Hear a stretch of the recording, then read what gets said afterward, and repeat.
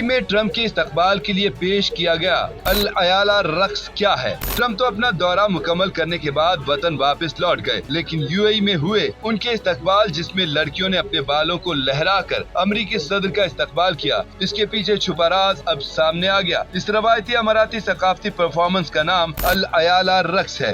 नौजवान अमाराती लड़कियों का अपनी जुल्फें लहराकर डांस परफॉर्म करना इंटरनेट सार्फिन को तजस्सुस में मुब्तला कर गया कि ये अल अयाला रक्स क्या है और ये रवायत कब से चली आ रही है। अगर आप भी इस हवाले से नहीं जानते तो आए हम आपको इस रवायती रक्स से मुतालिक कुछ दिलचस्प बातें बताते हैं। अल अयाला दरअसल शिमाल मगरबी अम्मान और मुत्तहिदा अरब अमारात का रवायती रक्स है, जो शादी ब्याह और कौमी दिन समेत हर खुशी के मौके पर मर्दों खवातीन की जानिब से खुशी और यकजहती का जश्न मनाने के लिए कम अज कम 3 दिन किया जाता है। अमाराती रवायती रक्स अल अयाला या खवातीन का मकामी रक्स नाशात इस मुल्क की सकाफती शनाख्त और अक़दार को जाहिर करने का जरिया है, जिसमें खवातीन धुन पर अपनी जुल्फों को दाएं और बाएं जानिब लहराती हैं। ये मेहमानों के इस्तकबाल और उनके एहतराम की अलामत है। यूनेस्को की रिपोर्ट के मुताबिक अल अयाला रक्स करने वाले तकरीबन 20 मर्द 2 कतारों में एक दूसरे के सामने खड़े होते हैं। उनके हाथों में बांस की छड़ियां होती हैं जो नेज़ों या तलवारों की नुमाइंदगी करती हैं। दफ और तबले की धुन पर कतारों में ये रक्स पेश किया जाता है, जिसे इत्तेहाद,